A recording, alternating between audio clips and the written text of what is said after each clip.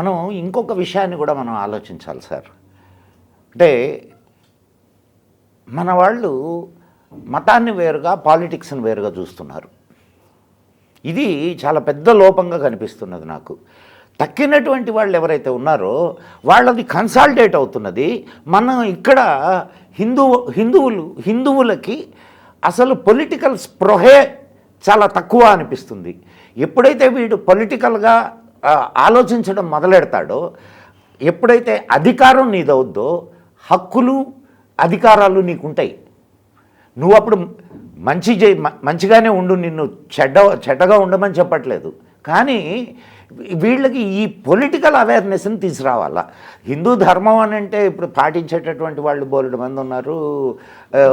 వాళ్ళ పూజలు పునస్కారాలు అవి చేసుకుంటున్నారు. కానీ వాళ్ళకి ఆ పొలిటికల్ అవేర్నెస్ని మనం ఎలా తీసుకొస్తే ఇది బాగుంటుంది అనేది ఒకసారి ఆలోచిద్దాం సార్. దాని గురించి నా ఉద్దేశం ఏంటంటే, మనం ఇతర మతాల గురించి చెప్తుండాలండి. ఎందుకంటే ఇతర మతాల గురించి తెలిస్తేనే మనకు మన మతానికి ఉన్నటువంటి ప్రమాదం తెలుస్తుందండి. లేకుంటే మనం ఏమనుకుంటుంటాము, వాళ్ళు చెప్పింది నిజమేని కూడా అనుకుంటుంటాం. ఇప్పుడు మీరందరూ కూడా 100 మంది దేవుళ్ళని పూజిస్తున్నారు అని వాడు అంటాడు అనుకోండి, మీరందరూ పాలిథీస్ అంటాడు అనుకోండి. ఒరే, మనం పాలిథీస్ కాదనేటువంటి విషయం పెద్ద వాళ్ళకి తెలియదు. That is the problem.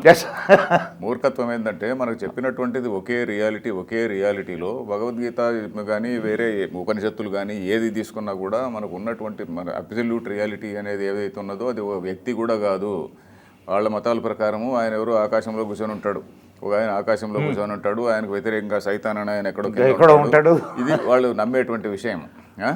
నువ్వు ఆయన చెప్పినట్టు చేస్తే కానీ నువ్వు నేరుగా అక్కడ పోయి మంచి అమ్మాయిలు ఉంటారు, మంచి వైన్ ఉంటుంది అని చెప్పని వాళ్ళ మతాల్లో చెప్పేటువంటిది.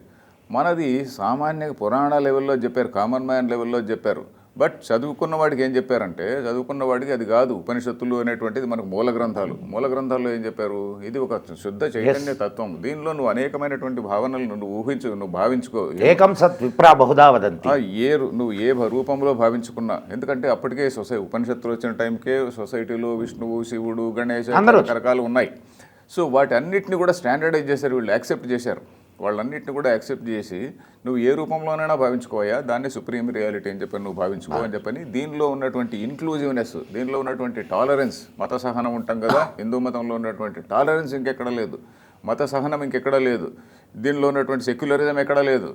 ఇది మనకు తెలియదు అనమాట. ఒరే, మనం పాలిథీస్ కాదు అనేటువంటి విషయం మనకు తెలియదు. ఉన్న ఒకే రియాలిటీలో ఇవన్నీ కూడా మన ఉపనిషత్తు. కానీ ఇప్పుడు ఆ ఒకటే రియాలిటీ అనేటటువంటి దీంట్లో ఈ రెండింటిని కూడా కలుపుతున్నారు. కలిపిన తర్వాత కూడా వాడేమిటి, వాడిది వన్ వే డెడ్ లైన్, దాన్ని ఏమంటాము, డెడ్ ఎండ్ దాన్ని ఏమంటాము, బ్లైండ్ డెడ్ లేనో ఏదో అంటాం కదా, డెడ్ ఎండ్ అనుకోండి. దానిలోకి వెళ్ళారంటే బయటికి రావడానికి మనది అలా కాదు, మనది అట్లే డెడ్ ఎండ్ కాదు. అది కూడా తెలియాలి మనకి. సో అందుకని మనకు మన మతం గురించి ఫస్ట్ తెలుసుకోవాలి, వాళ్ళ గురించి తెలుసుకుంటేనే పొలిటికల్ అవేర్నెస్ వస్తుందండి. మీరు అని చెప్పారు కదా, హిందూ మతానికి పాలిటిక్స్కు సంబంధం లేదు. It is true. ఎందుకంటే మనకు ముందు నుంచి కూడా మతానికి పాలిటిక్స్కు సంబంధం లేదు. పోతే వాళ్ళది ఏంటంటే స్టార్ట్ అయిందే పొలిటికల్ బేస్ పైన.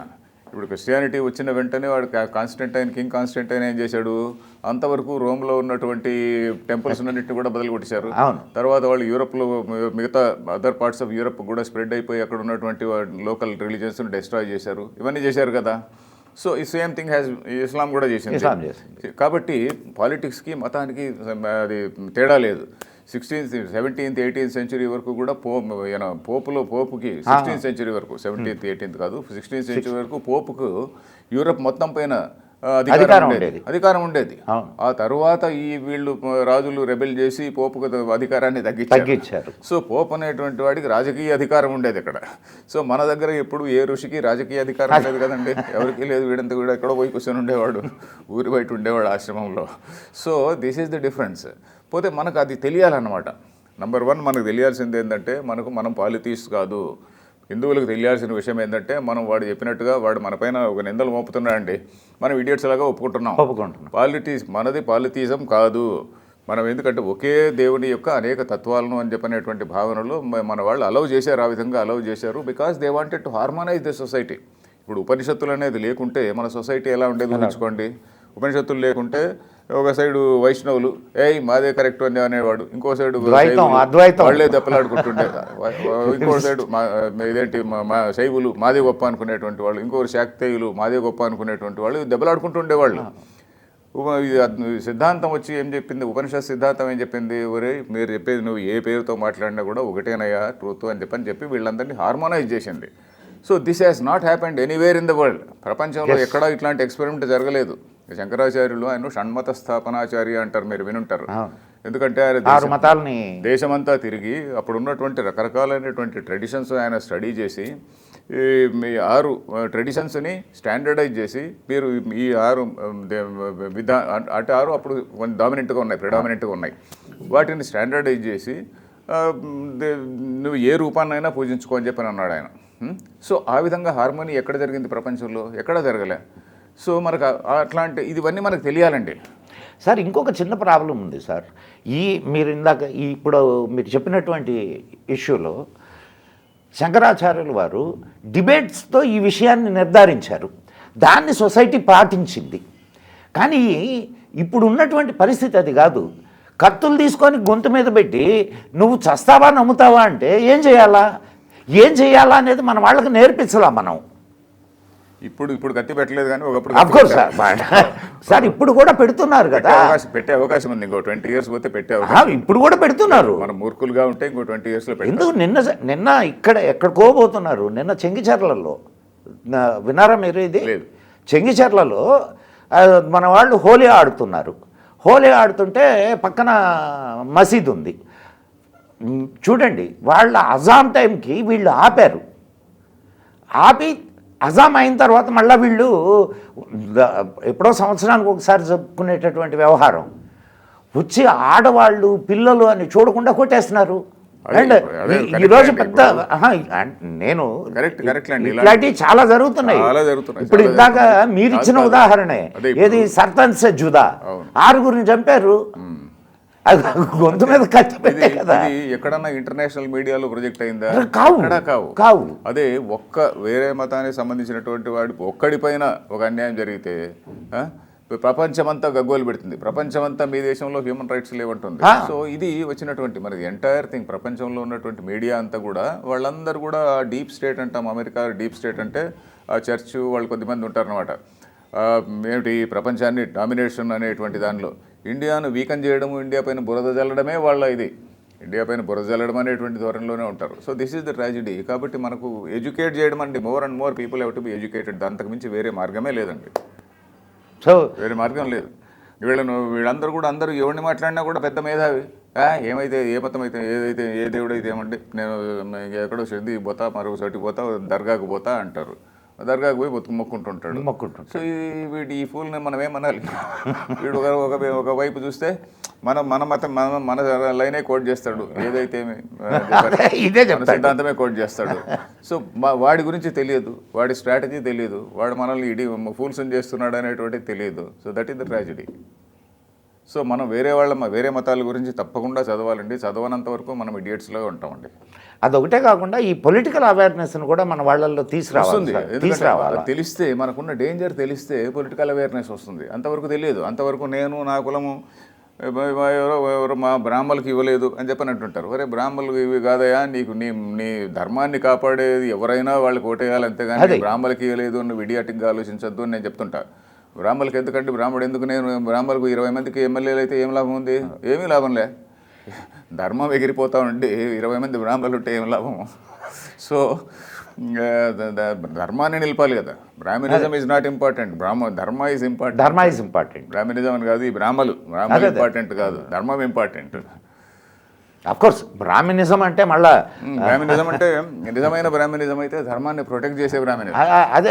అది చాతుర్వర్ణ్య వ్యవస్థలో హైయెస్ట్ కూడా కాదండి, చాతుర్వర్ణ్యం కూడా కాదు. బ్రాహ్మణిజం అంటే ఏంటంటే మన ధర్మాన్ని రక్షించడం, అది చదువుకోవడము, రక్షించడము, అది బ్రాహ్మణిజం అంటే. కత్తులు పట్టిన బ్రాహ్మణులు కూడా ఉన్నారు కదా సార్. ఉన్నారు. ఇప్పుడు ఈయన పేష్వాలంతా ఈజ్ బ్రాహ్మిన్స్. అండ్ చివరి రాజు ఆయన పేరేం పేరు? బాజీరావు కాదు సార్, తెలియదు నాకు. Sindhu Raju is a Kashmiri Brahmin.